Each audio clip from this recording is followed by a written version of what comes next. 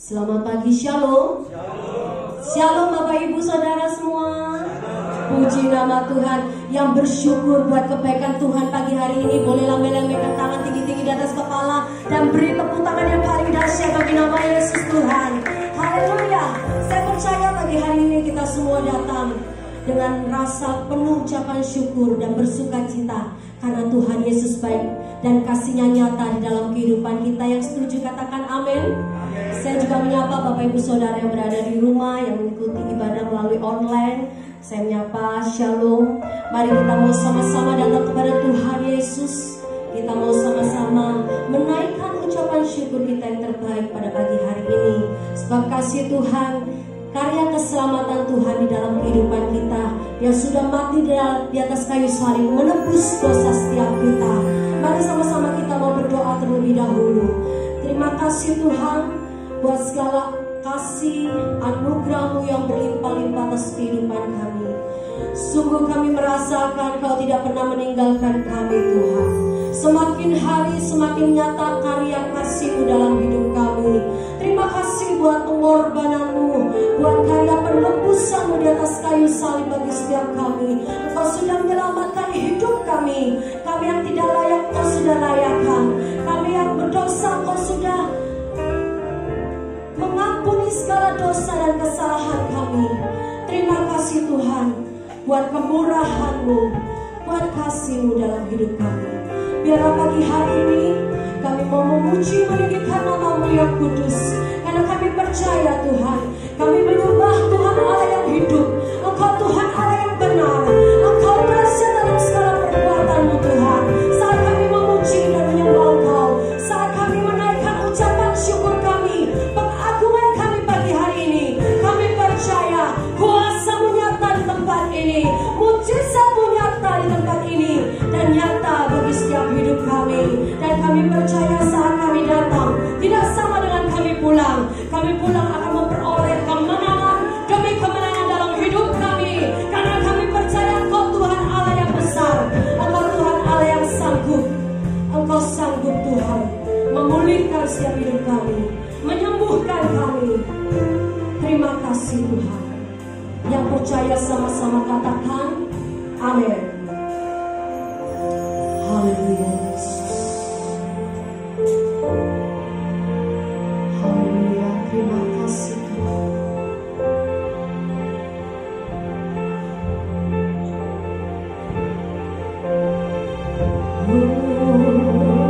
Kami memandang kemuliaan-Mu. Ku pandang kemuliaan-Mu, indah besar maha agung. Kaulah pemilik hidupku, Yesus Kristus Tuhan. Mari sama-sama sujud di hadapan tahta Tuhan. Sujud di depan tahta-Mu, taklukkan seluruh hidupku dalam tangan-Mu penebus, Yesus Kristus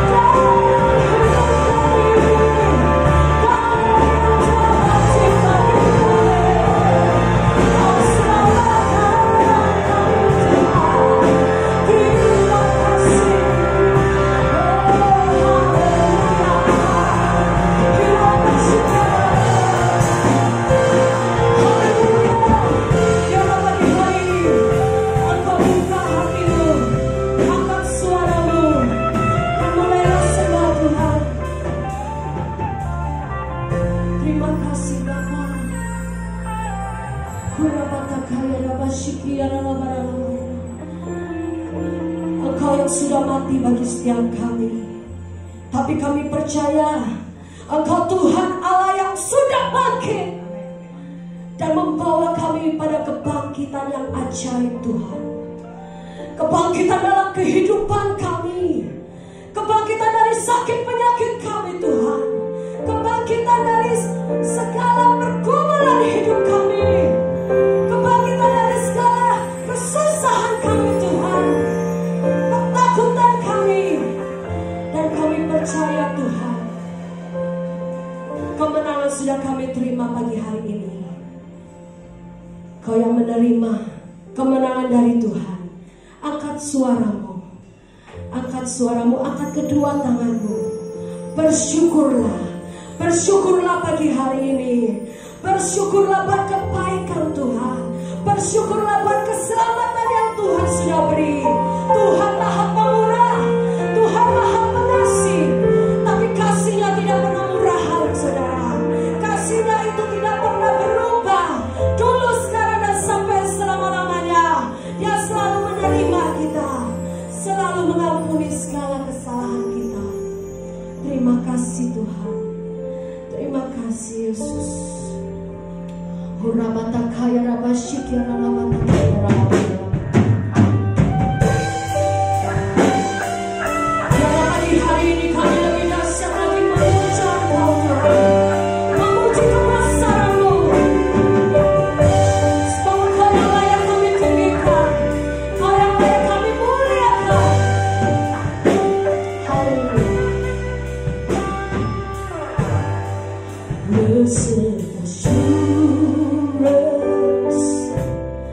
Jesus is mine.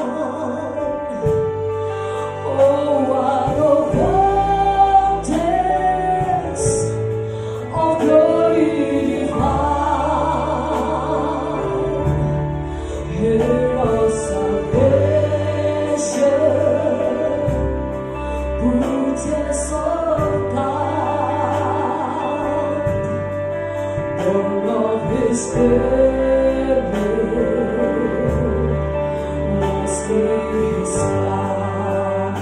This is my story.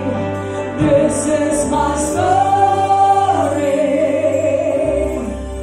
This is my song, praising my Savior all the day long. This is my story.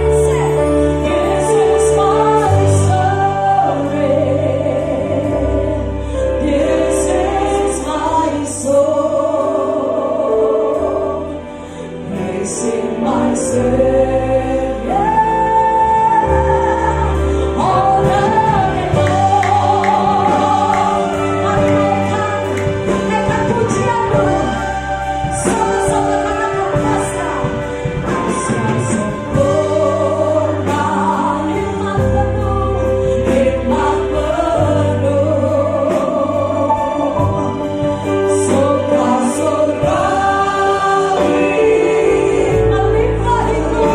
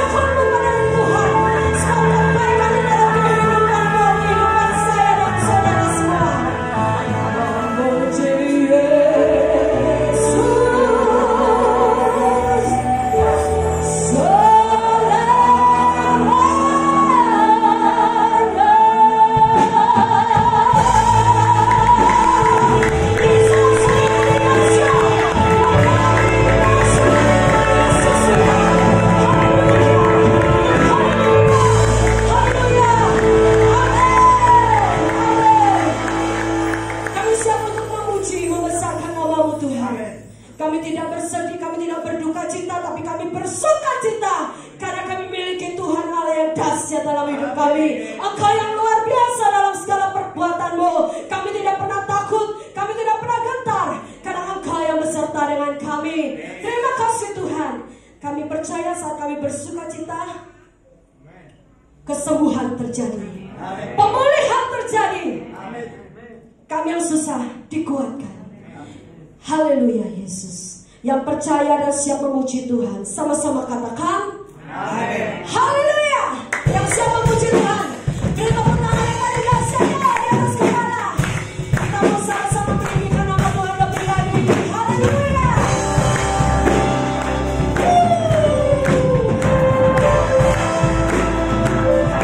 Kau yang telah menebus kami Tuhan. Sama-sama katakan haleluya.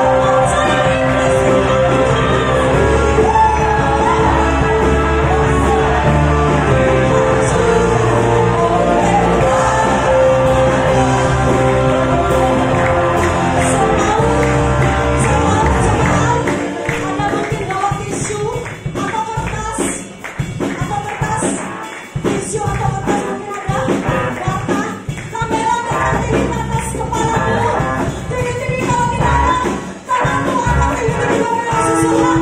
Hari ini kita merayakan kemenangan Tuhan atas laut Amin.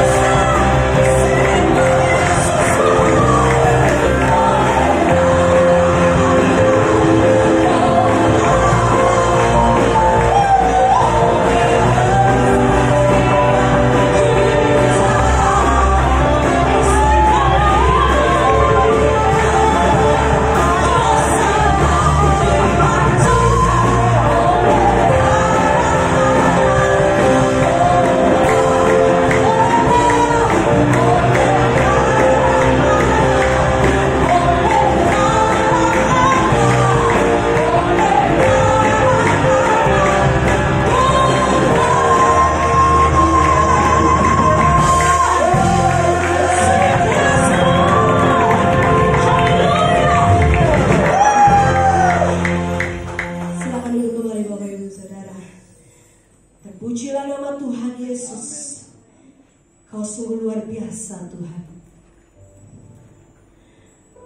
sungguh dalam kasih-Mu dalam hidup kami. Sungguh hati kami berlimpah dengan syukur dan sukacita. Karena kemurahan dan kasih-Mu selalu nyata dalam hidup kami. Kami tidak dapat membalas semua pengorbanan-Mu, semua perbuatan kasih-Mu dalam hidup kami. Selain kami menaikkan ucapan syukur kami, selain kami memuji menyembah Engkau lewat mulut bibir kami Tuhan, biarlah hidup kami Bapa layak di hadapan-Mu, menyenangkan hati-Mu, selalu meninggikan nama-Mu dalam hidup kami. Kaulah pemilik hidup kami Tuhan. Kami akan selamanya memuji menyembah Engkau, Tuhan Yesus Kristus, Juru Selamat kami. Haleluya.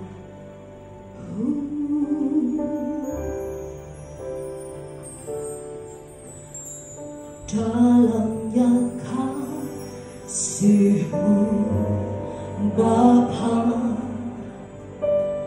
terlebih dari segalanya, pengorbanan yang termulia selamat Tuhanku,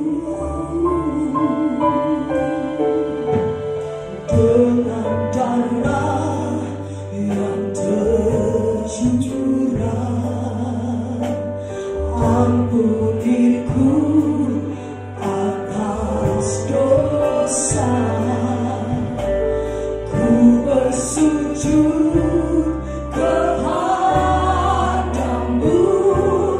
oh Yesusku, supaya Engkau ku sembah.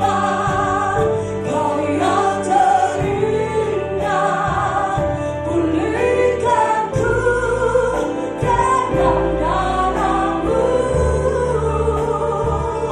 Engkau ku sembah, Bapa mulia, seumur hidupku.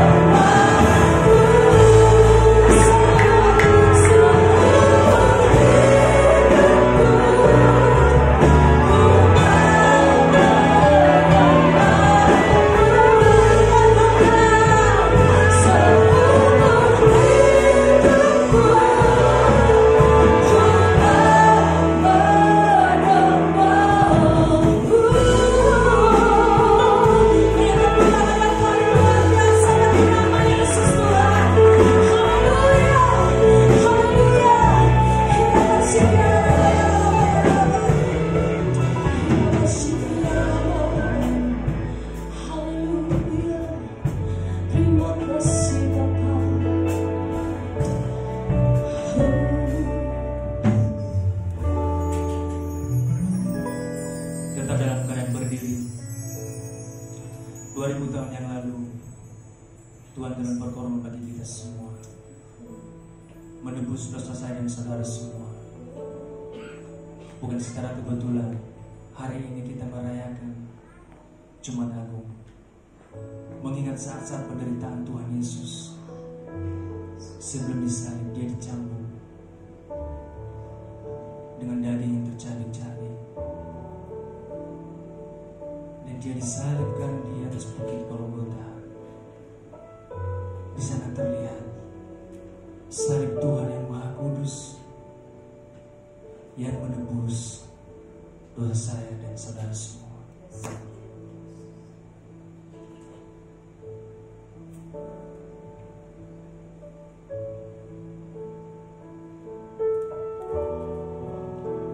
Nun di bukit yang jauh tanpa kayu salib, lambangku untuk nestapa celah. Salib itu tempat Tuhan Maha Kudus menebus umat manusia.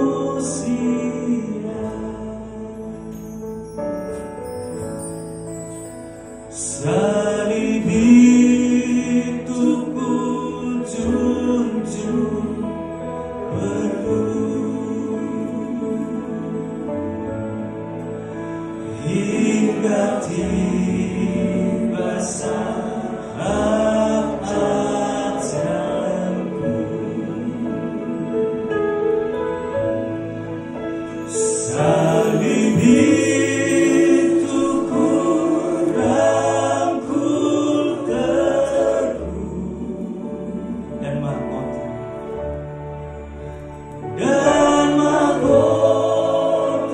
kekal milikku. Mari kita tetap setia sama Tuhan.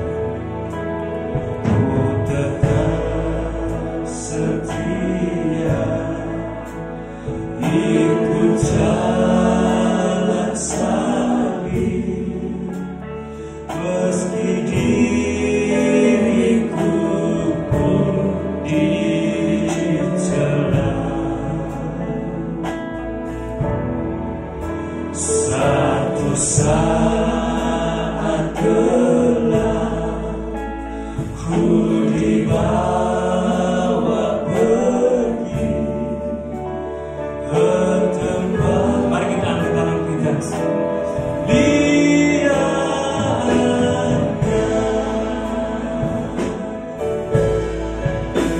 Salib itu ku junjung penuh hingga tiba saat ajalku.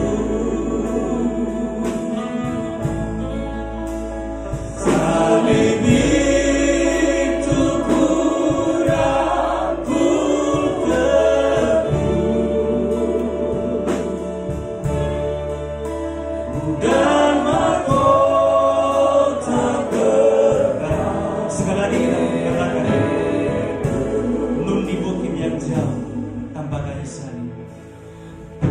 Di bukit yang jauh tanpa kayu salib, lambangku untuk nestapa celah.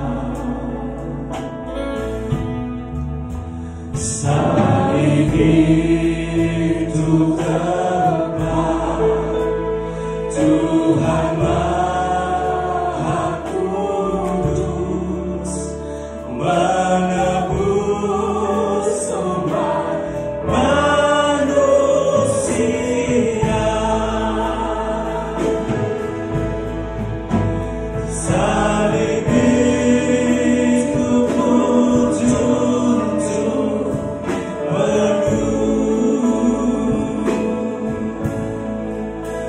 hingga tiba saat ajalku. Salib itu ragu teguh, dan mahkota kekal milikku. Salib itu kurangkul teguh, salib itu kurangkul teguh, dan mahkota kekal milikku. Salib itu kurangkul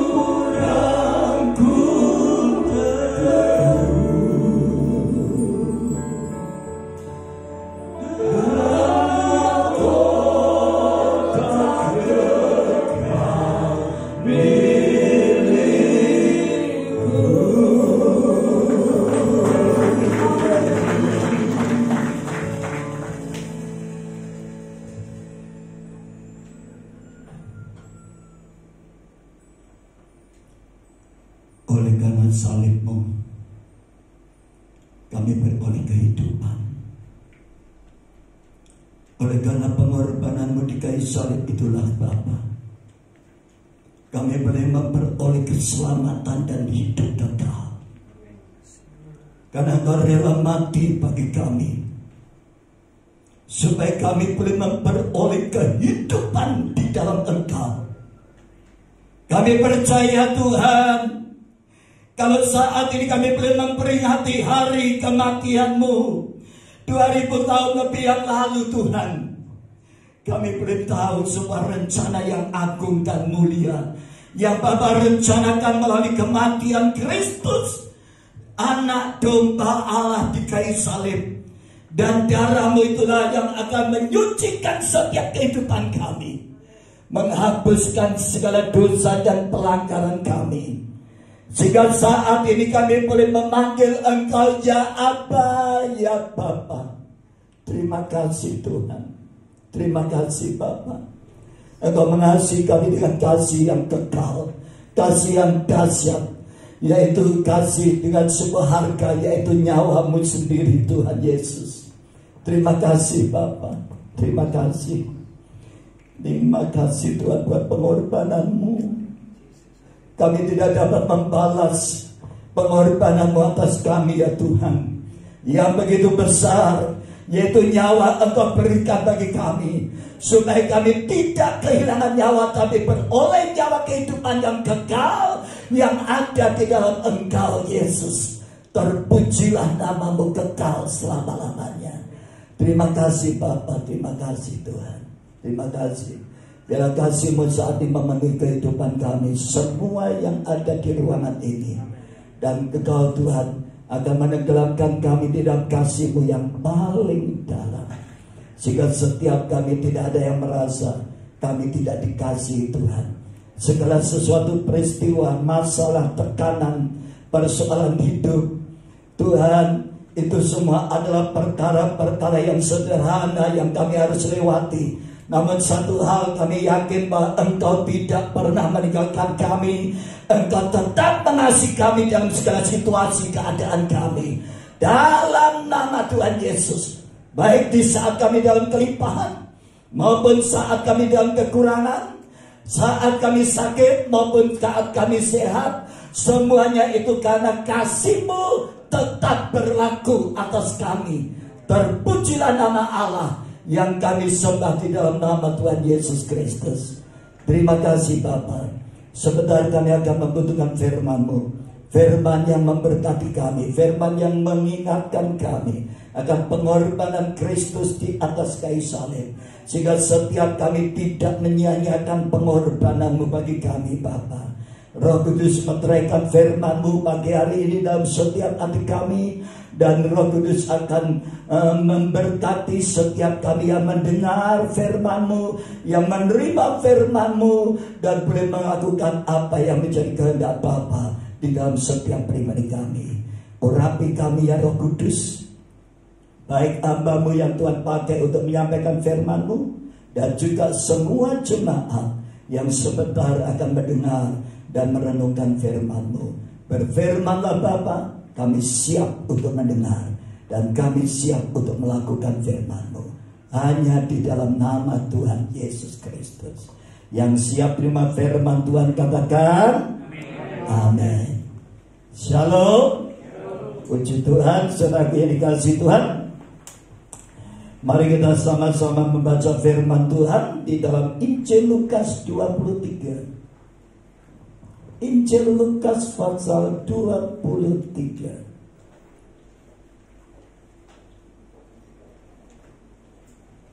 Kita akan baca ayat 44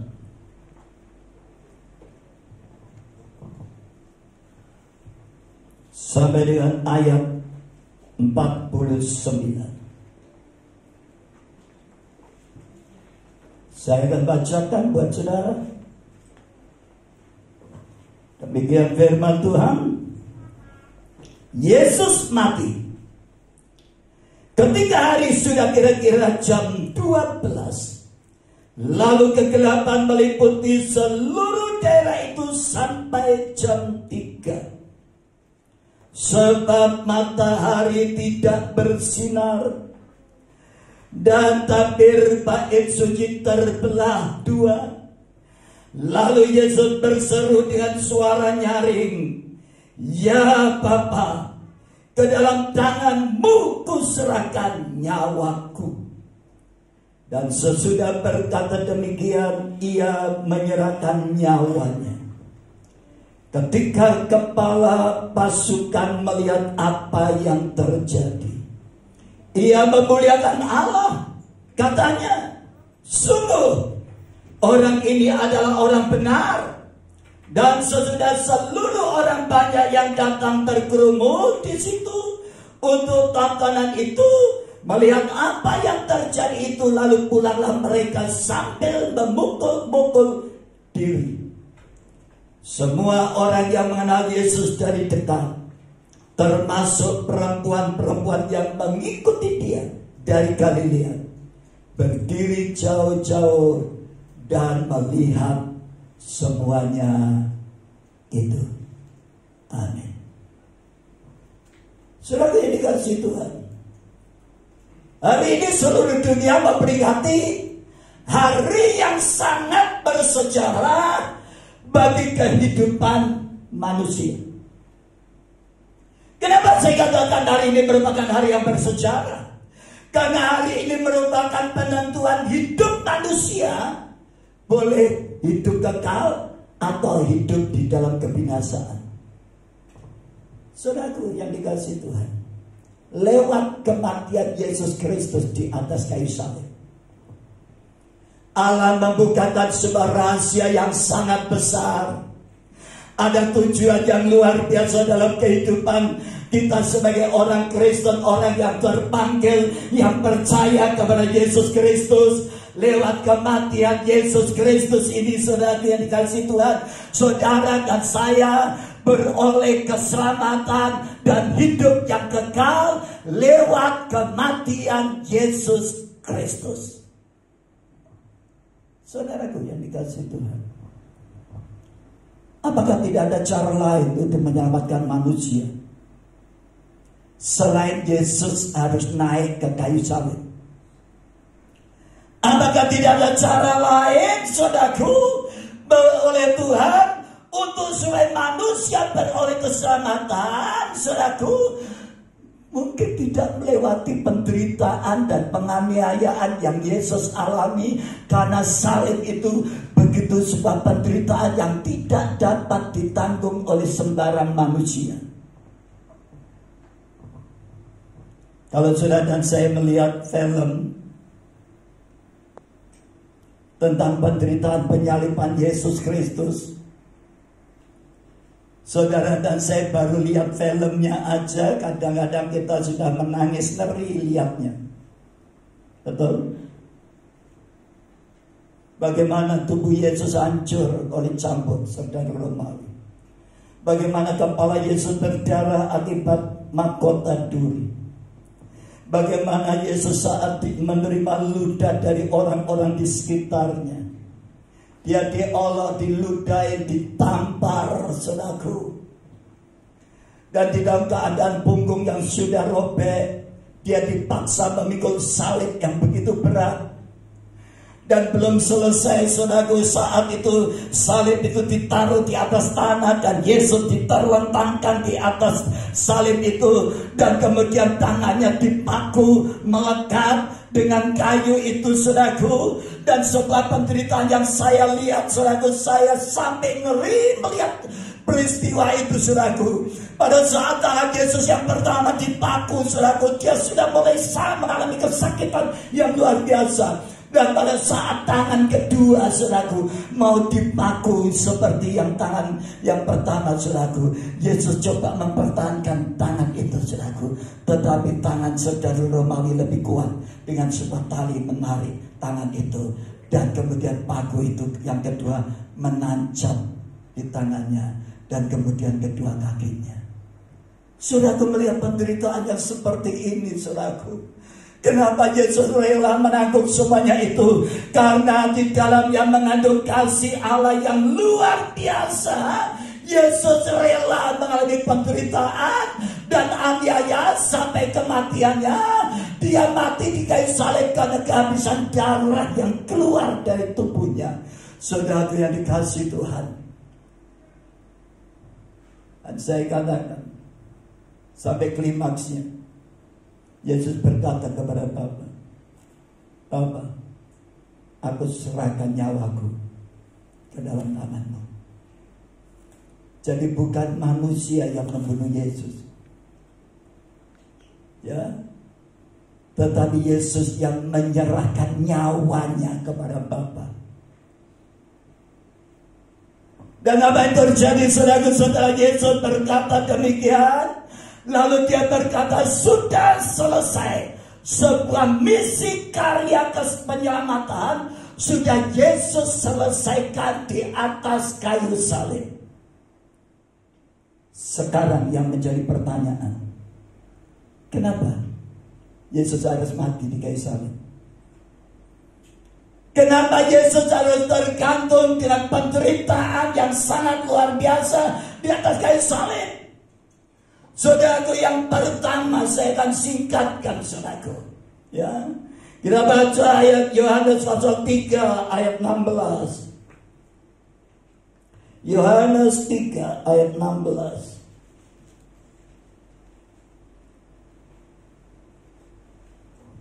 Dikatakan karena begitu besar kasih Allah akan dunia ini, sehingga Ia telah mengaruniakan anaknya yang tunggal, supaya setiap orang yang percaya kepadanya tidak binasa, melainkan beroleh hidup yang kekal. Yang pertama, kenapa Yesus harus mati di kayu salib? Karena Allah ingin membuktikan kepada manusia di muka bumi ini bahwa Allah sangat mengasihi saudara dan saya. Dia tidak lagi menyayangkan nyawa putranya Yesus Kristus, tetapi dia rela mengorbankan putranya untuk supaya manusia beroleh keselamatan. Inilah sebab kasih yang luar biasa. Kasih yang luar biasa ini telah dinyatakan seorang manusia, yang kemudian manusia itu dikatakan sebagai bapa orang beriman, bapa orang percaya, yaitu Abraham. Pada waktu Abraham mendapatkan Ishak, saudaraku, di hari tuanya, saudaraku, pada saat Ishak sudah mulai bertumbuh dewasa, satu hari Allah berfirman kepada Abraham, Abraham, pergilah ke tempat, ke Gunung Moria, dan persembahkan anakmu sebagai korban bakaran.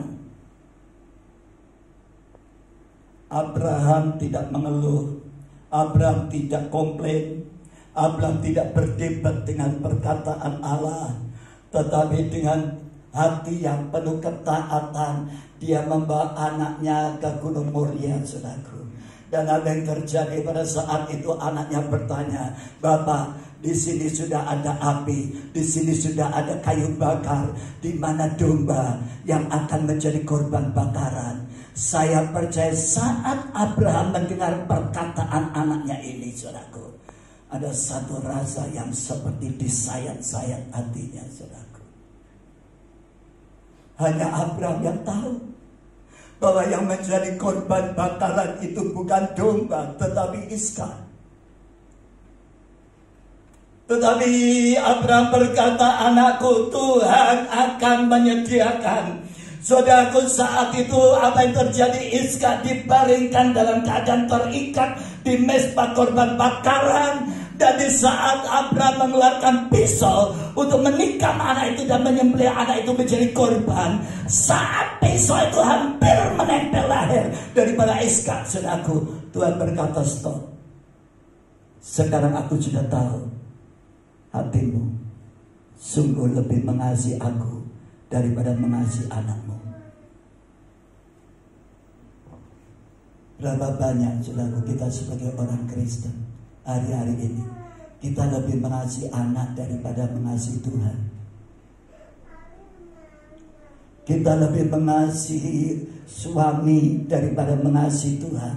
Kita lebih mengasihi istri daripada mengasihi Tuhan. Itulah sebabnya, saudaraku, pada waktu Allah melihat Abraham dengan hati yang tulus, dengan taat, saudaraku, dia ingin korbankan sesuai dengan apa yang menjadi perintah Tuhan. Itulah sebabnya tidak ada alasan bagi Tuhan untuk menggagalkan sebuah rencana keselamatan bagi manusia lewat pengorbanan Yesus Kristus, anaknya yang tunggal. Itulah sebabnya, saudaraku, yang pertama, kenapa Yesus harus mati di kayu salib? Karena Allah ingin membuktikan bahwa Dia mengasihi saudara dan saya lebih daripada yang lain. Amin. Hari ini saudara dan saya dituntut sebagai orang Kristen. Saudara harus belajar mengasihi Tuhan lebih daripada hartamu. Engkau harus mengasihi Tuhan lebih daripada pekerjaanmu. Engkau harus mengasihi Tuhan lebih daripada keluargamu, bapakmu, ibumu, dan anak-anakmu dan keluargamu. Ini yang Tuhan inginkan. Karena apa? Karena Tuhan lebih dulu sudah menyatakan kasih-Nya kepada saudara dan saya lewat pengorbanan Yesus Kristus di atas kayu salib. Saya percaya, pada waktu kita melihat sebuah film, The Passion of Christ, saya melihat, saudaraku, di film itu ada satu adegan yang sangat membuat saya timbul tanda tanya. Ada satu tetesan air mata yang jatuh ke bumi. Air mata siapa itu? Oleh sutradara dibuat seperti itu. Dan pada waktu air mata itu jatuh ke bumi, bumi bergetar, saudaraku. Saya lihat film itu, saudaraku. Saya perhatikan adegan demi adegan, saudaraku.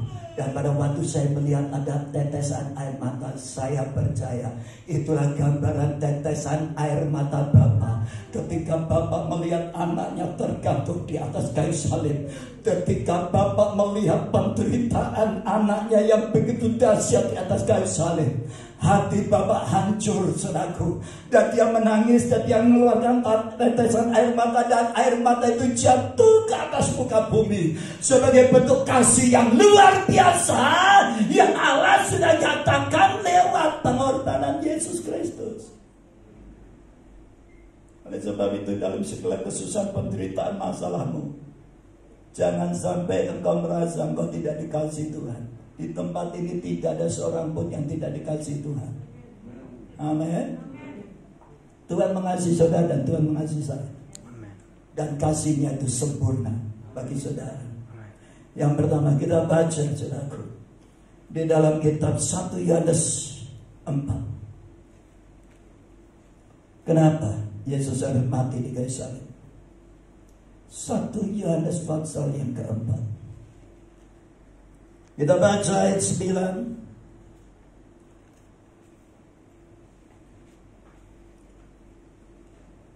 Sampai dengan ayat yang 10.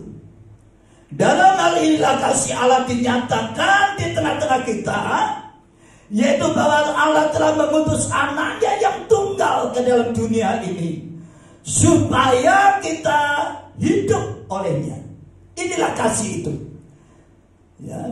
Bukan kita yang telah mengasihi Allah, tetapi Allah yang telah mengasihi kita dan yang telah mengutus anaknya sebagai pendamaian bagi dosa-dosa kita. Jadi saudaraku, kenapa Yesus mati di kayu salib? Karena Allah ingin membuktikan kasih-Nya kepada saudara dan saya. Amin. Dia rela berikan Kristus anaknya yang dia kasihi. Pada waktu Yesus dibaptis, sudah terdengar suara dari langit, inilah anakku yang ku kasih, kepadanya aku berkenan. Saudaraku yang dikasih Tuhan, saudaraku, anak yang dikasih, anak yang berkenan, yang menyenangkan hati Bapa, saudaraku. Karena dia melihat anaknya ini adalah orang yang sangat taat, pribadi yang setia, pribadi yang taat sampai mati, kata Paulus, saudaraku. Amin. Dia rela menjadi korban pendamaian supaya manusia beroleh keselamatan. Amin. Nah, saudaraku, yang kedua, kenapa Yesus harus mati di kayu salib? Untuk memperdamaikan manusia dengan Allah. Kita baca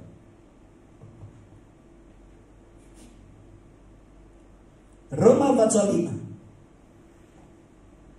Roma pasal 5 ayat 8 sampai dengan ayat 10. Allah menunjukkan kasih-Nya kepada kita oleh karena Kristus telah mati untuk kita ketika kita masih berdosa.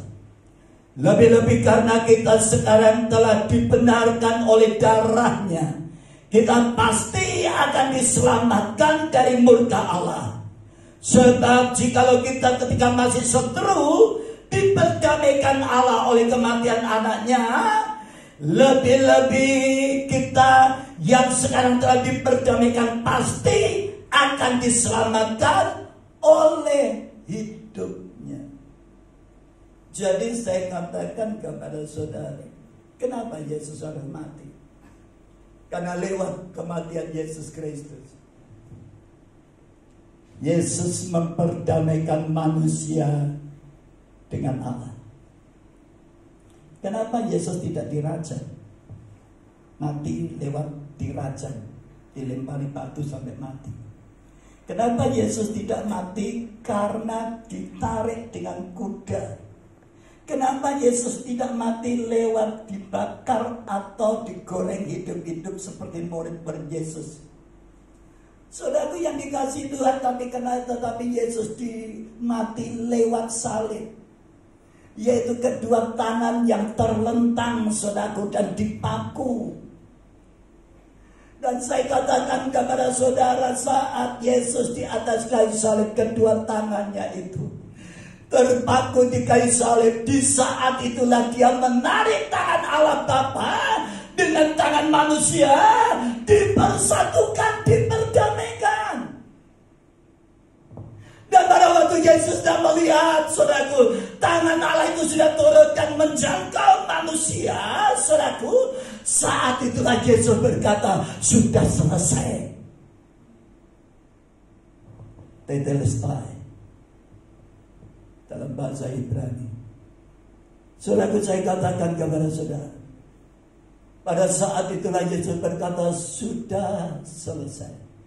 Dan saudara, pada waktu Yesus berkata sudah selesai, tabir bait Allah itu terbelah menjadi dua, dari atas ke bawah. tabir yang memisahkan ruang kudus dengan ruang maha kudus kemudian terbelah menjadi dua. Sekarang tidak ada lagi pengantara antara manusia dengan Allah. Kalau dulu harus lewat imam besar selaku, tetapi lewat Yesus, kematian Yesus di kayu salib sebagai imam besar, dia telah merobek pemisah itu sehingga manusia dengan Allah bisa berhubungan secara langsung. Makanya sampai saat ini saudara dan saya sebagai orang Kristen, saudara kalau doa tidak perlu pakai pengantara, tidak perlu pakai Pak Tri atau Pak Hendra. Saudara dan saya bisa sembahyang dan panggil, ya Bapa kami di surga. Sudah tidak ada lewat pengantara, lewat imam besar, enggak. Sekarang Yesus telah menjadi pengantara antara Allah dengan kita sebagai umatnya. Itulah sebabnya saya bersyukur kepada saudara, kepada Tuhan selaku. Kenapa orang Kristen kalau sembahyang berbeda dengan orang lain, dengan agama lain? Sangat berbeda. Bedanya yaitu pada waktu saudara dan saya berdoa. Saudara berdoa pasti menyebut Bapa di surga. Allah yang di surga itu menjadi Bapa kita. Amin. Dan saudaralah menjadi anak-anak Allah. Lewat darah Yesus Kristus yang tercurah, ya, dari tubuhnya jatuh ke bumi, dari tiang kayu salib jatuh ke bumi, tetesan-tetesan darahnya itulah yang menghapus, menyucikan hidupmu, hidupku dari dosa. Semua kesalahan bisa dihapus. Amin. Saudara nulis di papan tulis pakai kapur, ada penghapusnya. Saudara nulis pakai spidol, ada penghapusnya, pakai tip X. Semua kesalahan bisa dihapuskan, tapi kesalahan manusia tidak ada tip X yang bisa menghapus kesalahan saudara. Kalau pikiranmu jahat, tidak ada tip X yang bisa menyucikan pikiranmu. Kalau mulutmu jahat, mulut kita masih jahat, suka ngomong jorok, suka ngutuki orang, suka bohong, suka nipu, saudaraku, mulut ini tidak bisa dibasuh dengan tip X, tidak bisa, saudaraku. Apalagi kalau hati saudara dan saya penuh kebencian, sakit hati, dendam.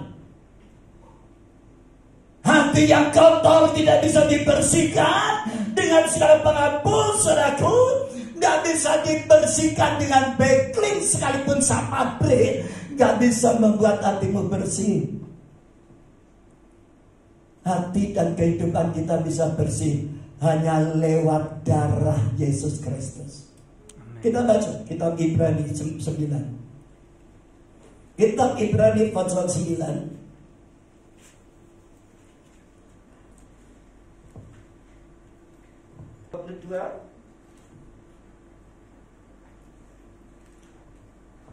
Dikatakan dan hampir segala sesuatu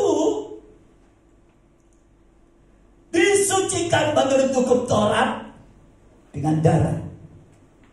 Dan tanpa penumpahan darah tidak ada pengampunan.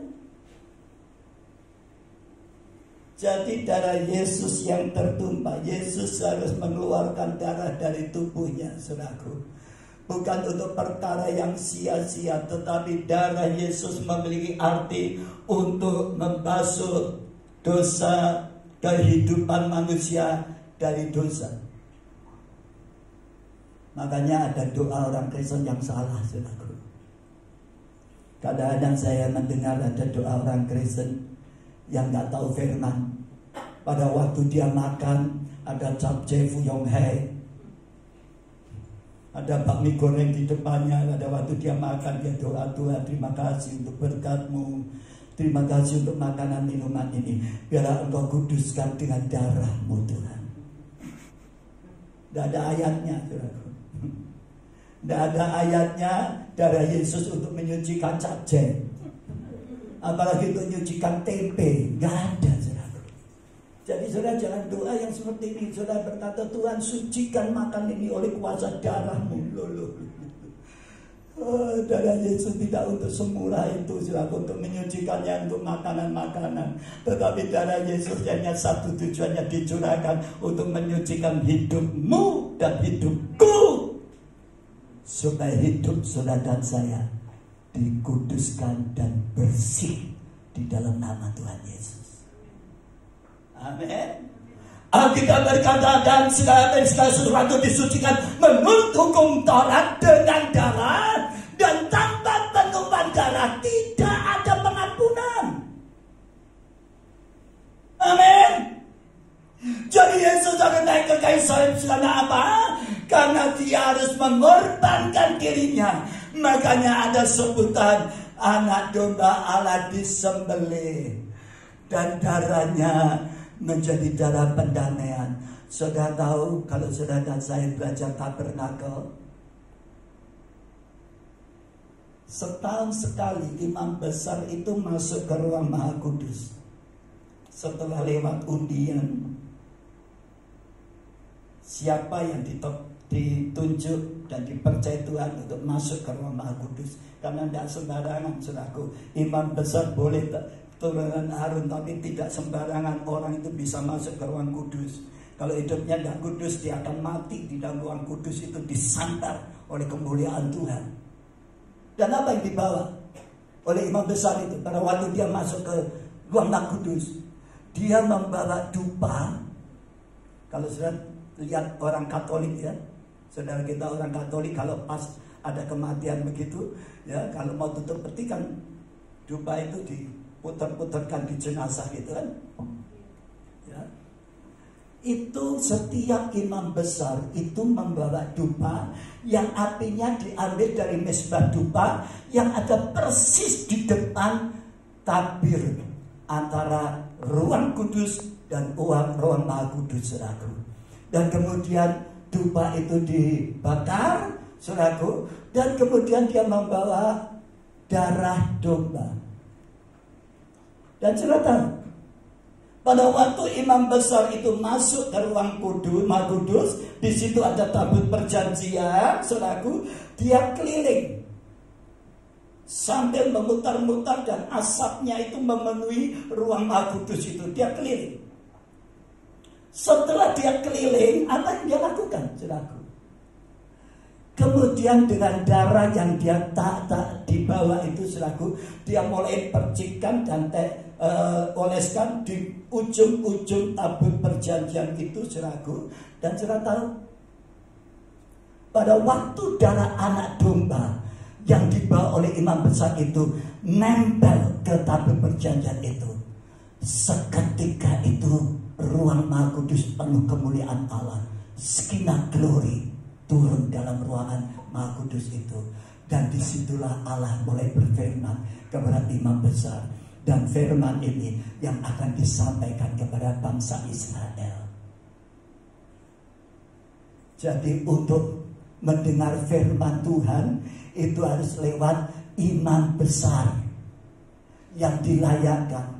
Dan mereka pakai jubah yang bawahnya dikasih giring-giring, saudaraku. Dan pada waktu dia jalan harus bunyi, keliling, keliling, keliling. Sebab kalau nggak bunyi berarti dia mati disambar kemuliaan Tuhan, saudaraku. Dan dia akan diseret keluar, saudaraku. Karena tidak sembarangan orang boleh masuk ke ruang Maha Kudus, saudaraku. Kakinya diikat, saudaraku.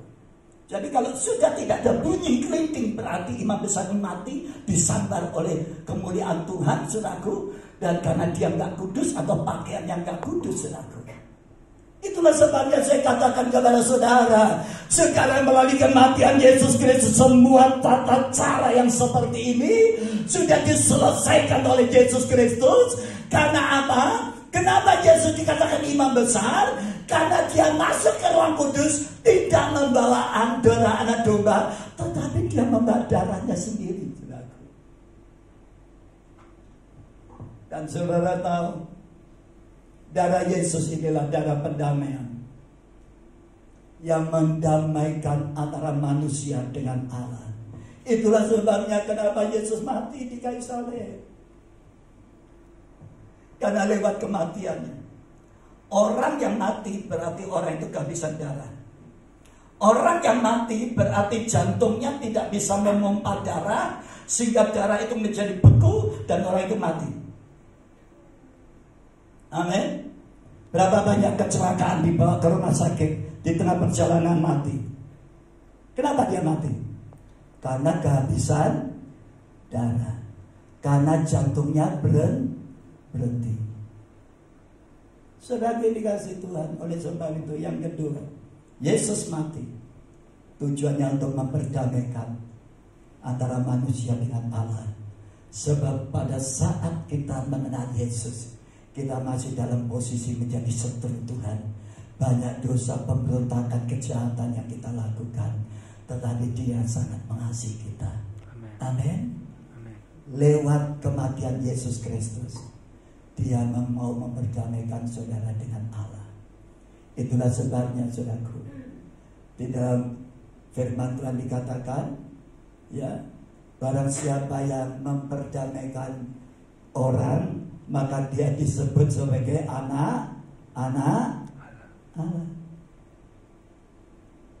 Jadi peranan saudara dan saya selama ini, setelah saudara diperdamaikan dengan Allah, saudara belajar memperdamaikan orang di sekitarmu.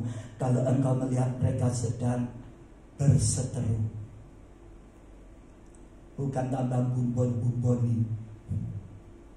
Sekarang ini paling enak dodol sing nggak pakai modal, ikut dodol omongan. Amin. Nggak usah pulaan, nggak usah modal, nggak usah pakai kredit bank. Amin. Nah, saudaraku, hati-hati. Yang ketiga, kenapa Yesus mati di kayu salib? Yang ketiga, kita baca Yesaya 53. Kitab Yesaya 53.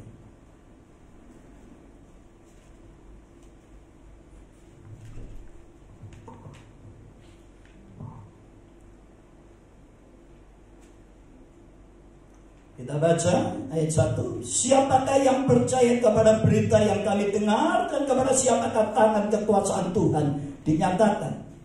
Sebagai taruh yang tumbuh di hadapan Tuhan, dan sebagai tunas dari tanah kering. Ia tidak tampan dan semarak pun tidak ada sehingga kita memandang dia, dan rupa pun tidak sehingga kita menginginkannya. Dihina dan dihindari orang. Seorang yang penuh kesengsaraan dan yang biasa menderita kesakitan, yang sangat dihina, sehingga orang menutup mukanya terhadap dia, dan bagi kita pun dia tidak masuk hitungan. Tetapi sesungguhnya penyakit kita lah yang ditanggungnya, dan kesengsaraan kita lah yang dipikulnya. Padahal kita mengira dia kena tulah, dipukul dan ditindas Allah. Tetapi dia tertikam oleh karena pemberontakan kita, dan diremukkan oleh karena kejahatan kita. Ganjaran yang mendatangkan keselamatan bagi kita ditimpakan kepadanya, dan oleh bilur-bilurnya kita menjadi sembuh. Kita sekalian sesat seperti domba, masing-masing kita mengambil jalannya sendiri. Tetapi Tuhan telah menimpakan kepadanya kejahatan kita sekalian, dan dianiaya. Tetapi ia membiarkan diri ditindas dan tidak membuka mulutnya. Seperti anak domba yang dibawa ke pembantaian, seperti induk domba yang keluh di depan orang-orang yang menggunting bulunya, ia tidak membuka mulutnya. Sesudah penahanan dan penghukuman ia terambil, dan tentang nasibnya siapakah yang memikirkannya?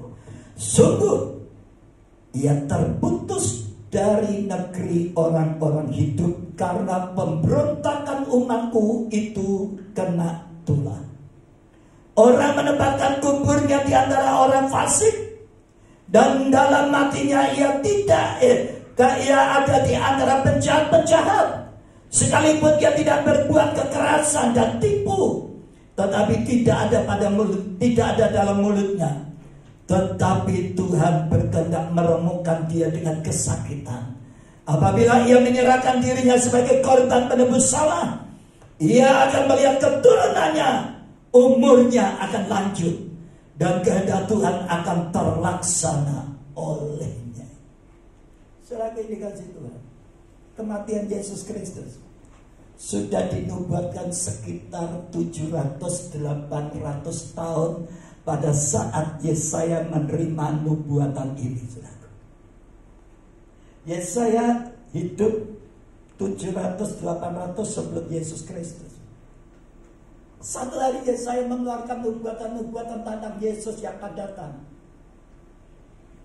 di mana Allah menyediakan seorang penebus, Allah menyediakan seorang juru selamat, Tuhan menyediakan seorang pendamai, saudaraku. Dan saat itulah yang saya katakan kepada saudara, ternyata lewat kematian Yesus Kristus, Allah ingin membuktikan bahwa Dia tidak pernah ingkar janji. Amin. Lambat atau cepat, semua janji Allah pasti akan digenapkan di dalam hidup kita. Amin. Kalau Allah berjanji menolong saudara, pasti saatnya pertolongan diberikan. Amin.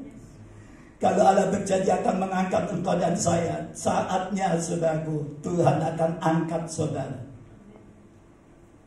Mungkin hari-hari ini saudaraku, banyak orang memandang sebelah mata terhadap saudara, karena saudara orang yang gagal, saudara orang yang kekurangan, saudara orang yang miskin. Saudaraku, orang tidak memandang saudara. Tetapi saatnya saya katakan kepada saudara, janji Allah satu saat akan digenapkan melalui hidupmu. Mungkin engkau akan diangkat oleh Allah menjadi seorang yang dihormati lewat anak-anakmu yang diberkati dan berhasil. Engkau akan diangkat derajatmu di hadapan saudara-saudaramu. Mungkin hari ini orang memandang sebelah mata kepada kita, karena saudara bukan orang yang kaya, saudara bukan orang yang berhasil mungkin dibanding dengan lain keturunan saudaramu. Tetapi ingat, pegang janji Tuhan, bahwa segala janji-janji Tuhan itu pasti akan dibuktikan kepada kita. Amin. Mungkin saat ini sudah doa, sudah merasa, oh saya kenapa sampai hari ini saya doa tidak didengar dan dijawab oleh Tuhan. Kok doa saudara, doanya Yesus saja tidak didengar Bapa. Saudara tahu? Ada doa Yesus yang tidak dijawab Bapa. Pada waktu di dalam Taman Getsemani, Yesus berkata kepada Bapa, Bapa, ambil cawan ini daripadaku, tapi bukan kehendakku melainkan kehendakmu. Tuhan tak ngomong.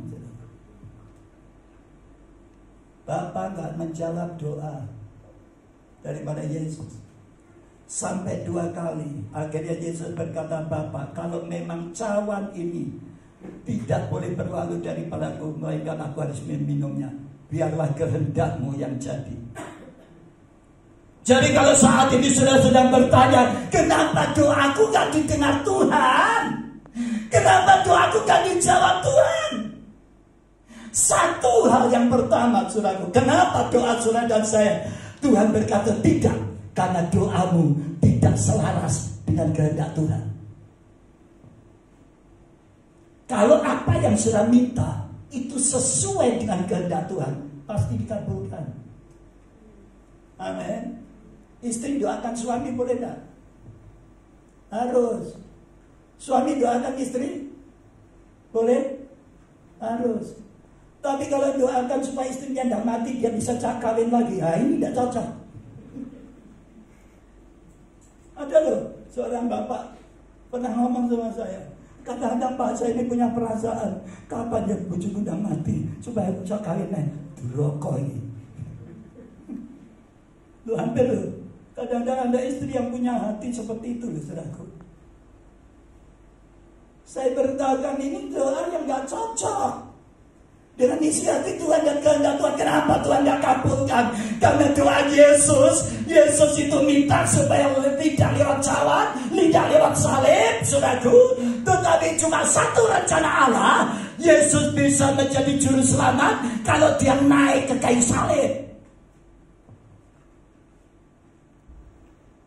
Jadi saudara dan saya dengar hati-hati, kenapa sampai sekarang doamu tidak dijawab? Yang pertama, Yakobus berkata di dalam Yakobus 4:4, karena engkau salah berdoa, karena engkau berdoa tapi engkau tidak mendapat apa-apa, karena apa yang kau doakan engkau akan habiskan untuk hawa nafsumu sendiri, untuk kesenangan, kepentingan, kesukaan diri kita sendiri.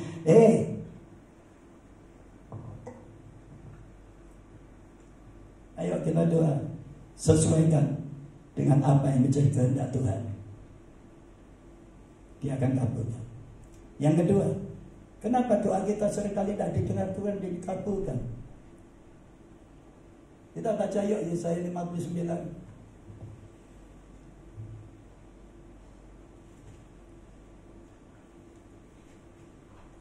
Ayat 1 dan 2.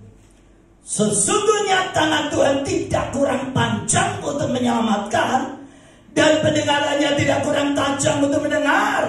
Tetapi yang merupakan pemisah antara kamu dan Allahmu ialah segala kejahatanmu, yang membuat dia menyembunyikan diri terhadap kamu, sehingga ia tidak mendengar ialah segala dosamu.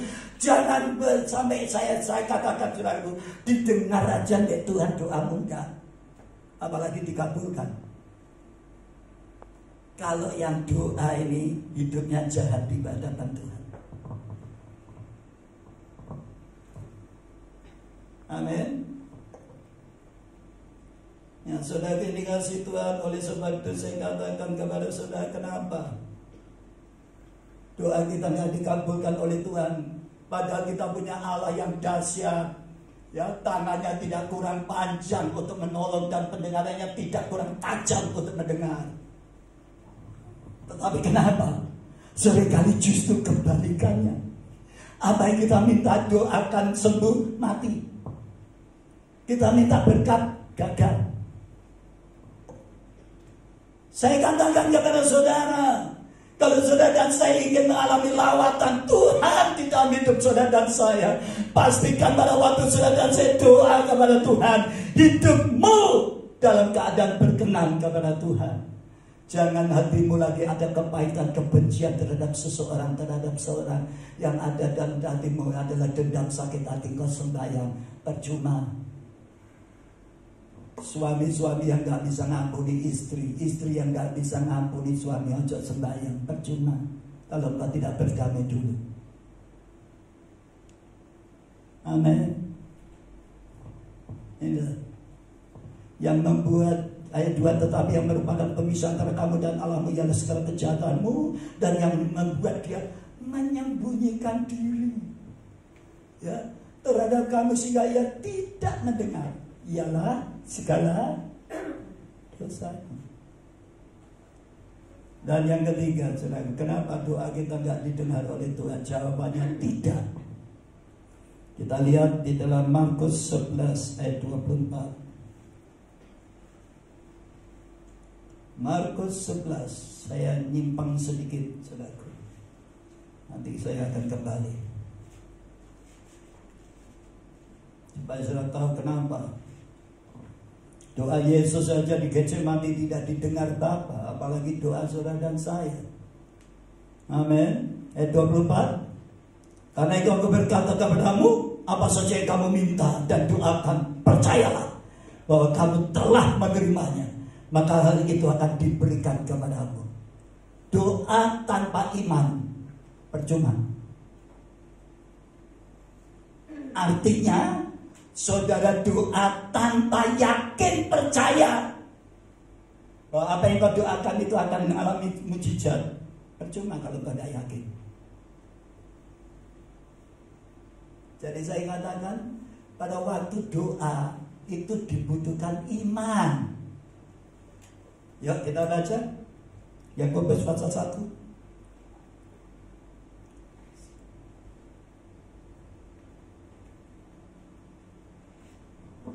Kita baca ayat 6 dan 7.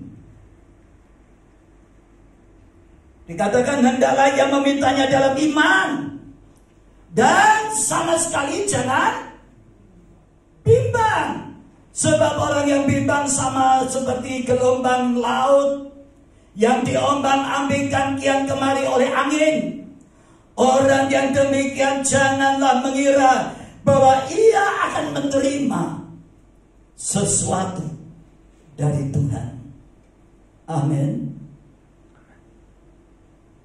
Jadi saya katakan kepada saudara, saya nggak tahu pergumulan doa apa hari ini. Tapi kalau saudara doa dengan iman, keyakinan bahwa Tuhan itu sanggup menolong saudara, tidak ada perkara mustahil buat Allah untuk mengerjakan sesuatu. Amin. Jadi kalau saudara dan saya kepingin doamu didengar, dan jawabannya oleh Tuhan ya. Satu, doamu harus sesuai dengan kehendak Tuhan. Yang kedua, saudara berdoa harus dalam posisi hidup benar di hadapan Tuhan, jangan ada kejahatan. Yang ketiga, saudara harus berdoa dengan iman, percaya bahwa engkau pasti berhasil, pasti sukses. Amin. Nah, saudaraku, kenapa Yesus mati? Ya, karena dia memberikan keselamatan bagi manusia lewat kematiannya. Di dalam Ibrani 9 kita baca yuk 27 dan 28. Ibrani 9 ayat 27 dan 28.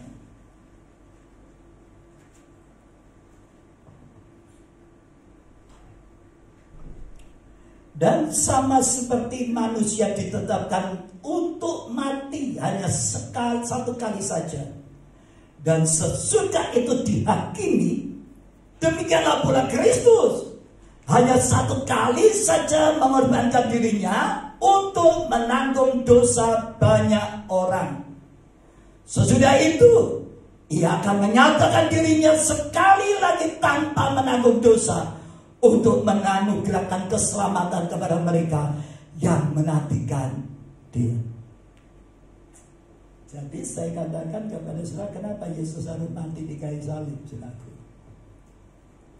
Karena Dia akan menganugerahkan keselamatan kepada orang yang percaya kepada Dia.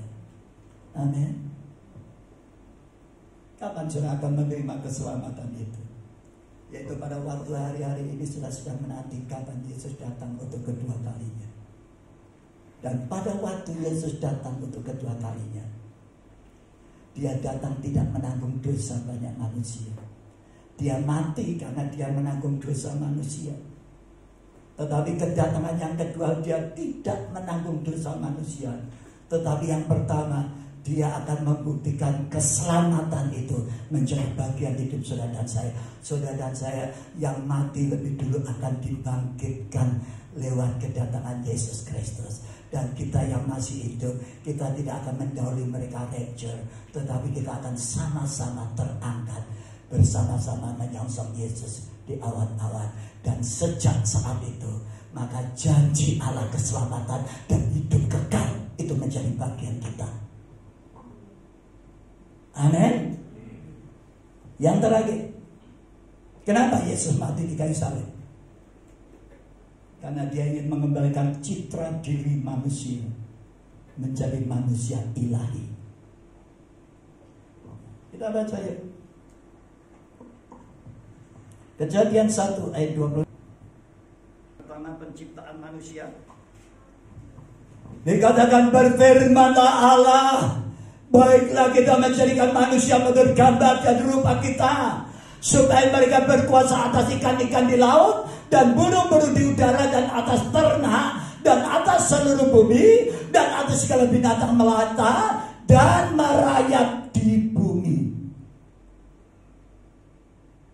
Pertama, pada waktu Allah menciptakan Adam dan Hawa, itu segambar, serupa dengan Allah. Manusia memiliki kodrat ilahi. Manusia memiliki sifat-sifat ilahi di dalam dirinya. Mereka itu tidak kekekalan. Tetapi pada saat Hawa makan buah yang terlarang, dan Hawa juga, Adam juga makan buah yang terlarang. Maka saat itu gambar citra diri Allah hancur karena dosa. Saya berkata kepada saudara, setiap anak, dengar baik, setiap anak itu pasti mewarisi akan sifat-sifat dari orang tuanya. Ya, wajahnya aja kadang-kadang ada orang, ini kok papa ya, ini kok mama ya. Bukan cuma wajahnya, karakternya juga hampir sama mamanya atau papanya. Saya nggak tahu anak saudara mana yang mirip mamanya, mana yang mirip papanya, tapi pasti ada. Nggak ada yang mirip tetangganya. Betul?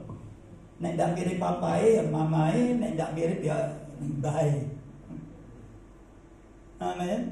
Karena itu anak. Nah, saudara ini dikasih Tuhan. Pada waktu Allah menciptakan manusia yang pertama, gambar Allah itu ada di dalam kehidupan Adam dan Hawa. Tapi setelah dosa menguasai hidup mereka, gambar rumah Allah hancur, hilang. Yang ada gambar bapaknya yang baru, yaitu iblis. Manusia jadi gampang ngamuan, ya. Kain bisa membunuh Habil, Lameh bisa berpoligami. Manusia pertama yang punya istri banyak itu namanya Lameh. Dosa seks mulai terjadi. Ya, tidak ada kekudusan di dalam hidup manusia. Dan inilah yang akan dikembalikan Allah dalam hidup manusia yang percaya kepada Yesus Kristus. Yesus baru mati di kayu salib untuk mengembangkan citra diri gambar Allah di dalam kehidupan manusia. Makanya setiap orang Kristen disebut sebagai anak-anak Allah.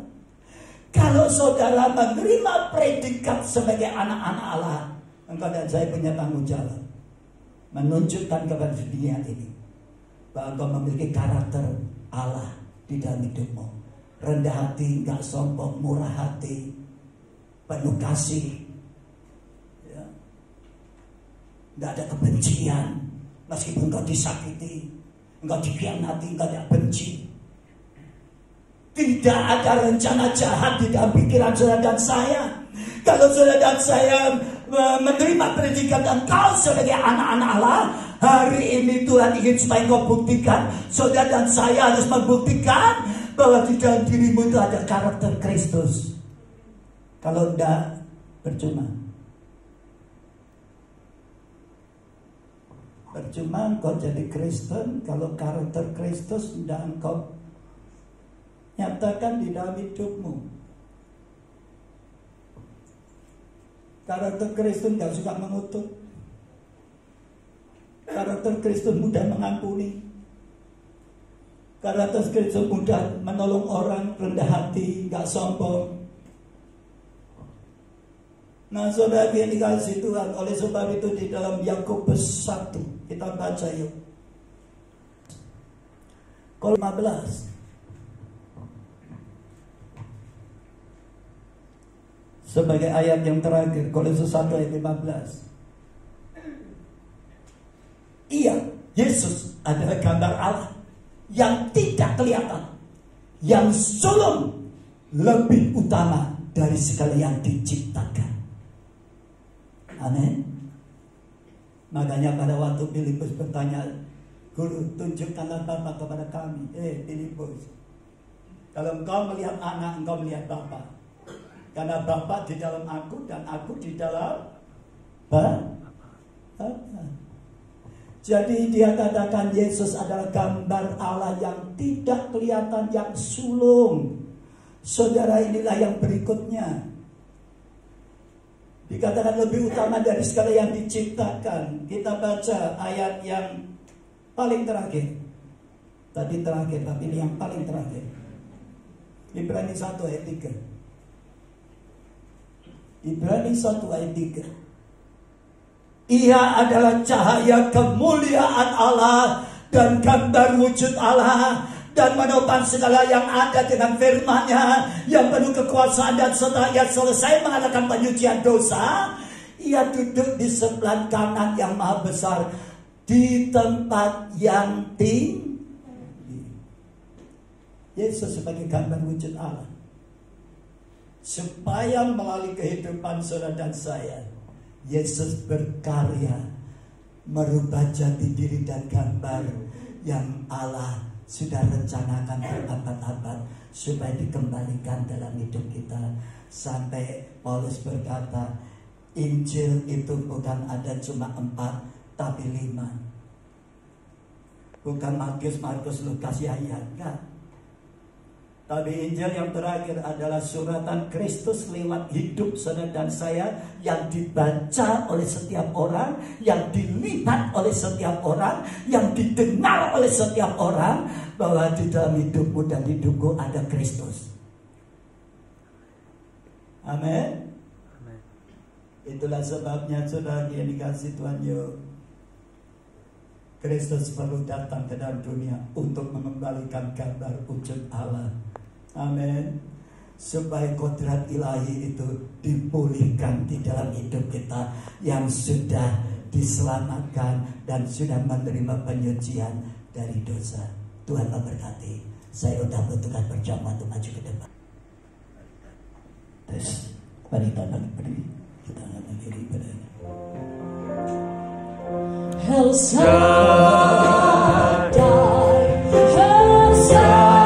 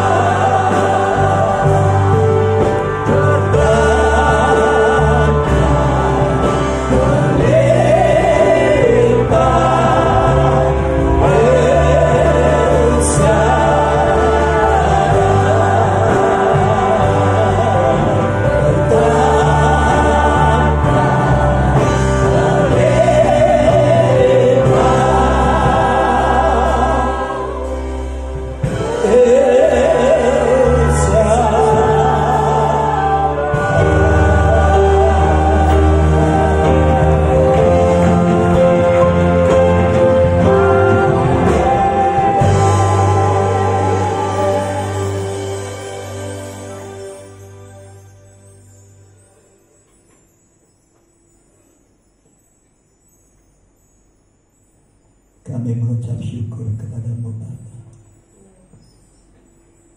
Kalau kami menyelesaikan ibadah kami pada pagi hari ini, Tuhan kiranya memberkati semua jemaat yang hadir. Amin. Tuhan tahu apa yang menjadi pergumulan doa mereka hari ini. Hamba berdoa, hamba mohon kepadamu ya Allah Roh Kudus.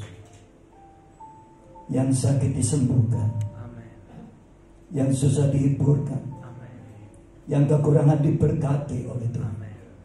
Yang tidak punya pekerjaan diberi pekerjaan. Amin. Lewat pekerjaan yang Tuhan berikan mendatangkan rezeki bagi mereka. Kami percaya Tuhan, penyertaan-Mu sempurna.